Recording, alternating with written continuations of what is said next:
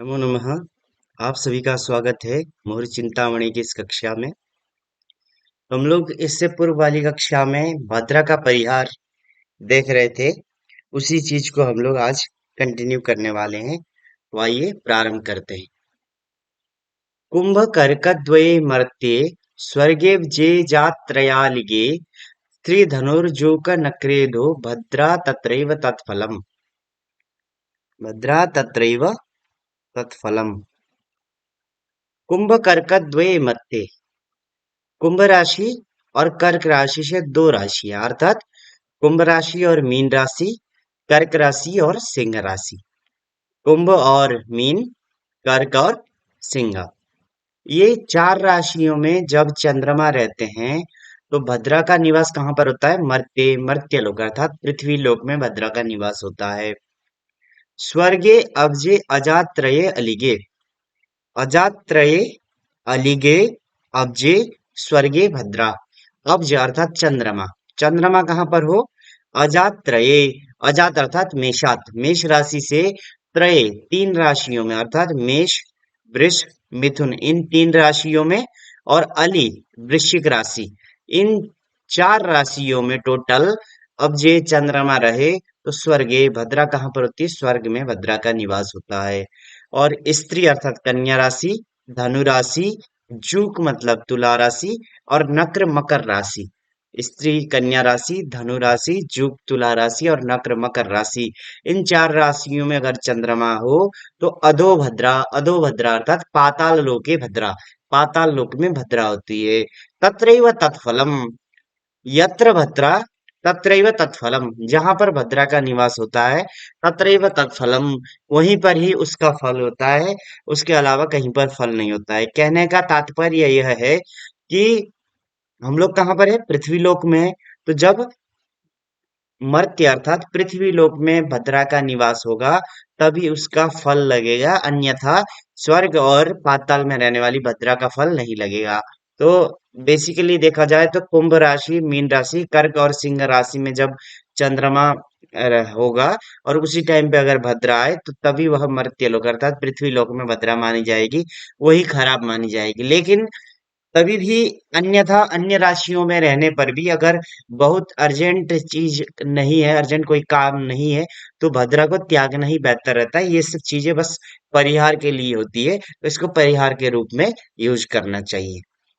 आगे देखते हैं। अब बृहस्पति के जो, बृहस्पति अथवा शुक्र के जो वृद्धत्व, अस्त, शिशुत्व अवस्था में क्या क्या कार्य नहीं करने चाहिए उसके बारे में यहाँ पर बता रहे हैं। वाप्याराम तडाग कूप भवनारंभ प्रतिष्ठे व्रता रंभोत्सर्ग वधु प्रवेशन महादानानि सोमाष्टके गोदानाग्रेण प्रपा प्रथमकोपाक्रम वेदव्रतम नीलोद्वाह मथातिपन्न शिशु संस्कारान् सुरस्थापनम् दीक्षा मौञ्जी विवाह मुंडनम पूर्वम देव तीर्थे क्षणम संन्यासाग्नि परिग्रहो नृपतिशं दर्शाभिषेकौ गमम् चातुर्मास्य समावृत्ति श्रवणयोर्वेदं परीक्षां त्यजेत् वृद्धत्वास्त शिशुत्व इज्जसितयोर् न्यूनादि मासे तथा। अब सर्वप्रथम वापी, वापी यानी बावली, जो बड़ा कुआं टाइप का होता है वह। आराम, बगीचा, वापी बावली, आराम, बगीचा, तड़ाग, तालाब, कूप, कुआं, भवनारंभ, किसी भी गृह का आरंभ करना, और प्रतिष्ठा, उसकी समाप्ति यानी कि संपूर्णता को प्राप्त करना। भवनारंभ और प्रतिष्ठा। व्रता, व्रत आरंभ, किसी भी प्रकार के व्रत का आरंभ करना यानी कि व्रत स्टार्ट करना। और उत्सर्ग, उस व्रत का उद्यापन करना यानी कि एंडिंग करना। वधु प्रवेशना, वधु का प्रवेश। महादान, षोडश महादान शास्त्रों में वर्णित है तो वह महादान। सोम, सोम यज्ञ। अष्टक, अष्टक श्राद्ध। गोदान, गोदान केशांत संस्कार। आग्रहण, जो नया जो अन्न होता है उसका भक्षण करना आग्रहण कहलाता है, आग्रहण। प्रपा, जलशाला। प्रथम कोपाकर्म, प्रथम कोपाकर्म अर्थात जो प्रथम श्रावणी होती है वह करना। वेदव्रत, वेदव्रत वही वेदारंभ इत्यादि प्रारंभ करना। नीलोद्वाह, नीलोद्वाह काम्य, नील काम्य जो वृषोत्सर्ग होता है वह। उसके बाद अथानंतरम अतिपन्न शिशु संस्कारान, अतिपन्न शिशु संस्कार, अतिपन्न शिशु संस्कार अर्थात जिन शिशुओं का संस्कार सही समय पर नहीं हुआ है, जैसा हमारे शास्त्रों में जो समय वर्णित है उसमें नहीं हुआ है, उसके पश्चात हुआ है, तो वह अतिपन्न शिशु संस्कार हो गया। तो उस चीज को भी। और सुर स्थापन, देवताओं की स्थापना। दीक्षा, दीक्षा लेना अथवा देना। मौंजी, यज्ञोपवीत संस्कार। विवाह संस्कार। मुंडनम, मुंडन संस्कार। और अपूर्वम देव तीर्थे क्षणम, पूर्वम, न पूर्वम इति अपूर्वम, यानी कि जहां पर आप पूर्व में नहीं गए हैं, ऐसे जो देवता या अर्थात जिन देवताओं के दर्शन आप इससे पूर्व में नहीं किए हैं, वैसे देवताओं के दर्शन करना। और उस वैसे तीर्थ का एक क्षण करना, यानी कि तीर्थ को देखना अथवा देवताओं को देखना, यानी कि उनका दर्शन करना। किसी नवीन तीर्थ स्थल में जाना अथवा किसी नवीन मंदिर में जाना हो तो उसको भी त्याग देना चाहिए। कब त्यागना चाहिए वो लास्ट की लाइन में बताएंगे। और संन्यास, संन्यास तो नॉर्मल है। और अग्नि परिग्रह, अग्नि आधान जो होता है वह। उसके बाद नृपति संदर्श अभिषेक दमम, नृपति संदर्श, राजा का अगर दर्शन करना हो पहली बार तो उसको भी। और अभिषेक, राज्याभिषेक हो गया। गमम, यात्रा हो गया। चातुर्मास्य, चातुर्मास्य जो यज्ञ होता है अथवा चातुर्मास से जो व्रत होता है, जो श्रावण में शाक हो गया, भाद्रपद में दही, आश्विन में दूध, और कार्तिक में जो दाल इत्यादि का त्याग करते हैं वह। और समावृत्ति, समावर्तन संस्कार, जिसको अभी के जमाने में दीक्षांत भी बोल सकते हैं, समावर्तन संस्कार हो गया। और श्रवणयोः वेदम, श्रवणयोः जो दोनों कान होते हैं उनका भेद, यानी कि कर्ण छेदन। और परीक्षा, परीक्षा जो पहले के जमाने में क्या होता था कि परीक्षा जो करवाते थे, वो वह परीक्षा, इन सबको त्यजे, त्यागना चाहिए। कब त्यागना चाहिए? तो वृद्धत्व अस्त शिशुत्व, इज्य सितयोः, इज्य अर्थात बृहस्पति, सित शुक्र, इज्य सितयोः बृहस्पति और शुक्र के वृद्धत्व, वृद्धत्व अवस्था में जब ये दोनों वृद्ध हो, अस्त और शिशुत्व जब शिशु हो, ये इन तीनों अवस्था में, ये तीन अवस्थाएं क्या है तो वहां पर आगे मूल चिंतामणि में ही आएगा, तो इसको वहां पर हम लोग देख लेंगे। और तथा उसी प्रकार से न्यूनाधिमासे, न्यून मासे अर्थात क्षय मास में, और अधिमासे, अधिमास में।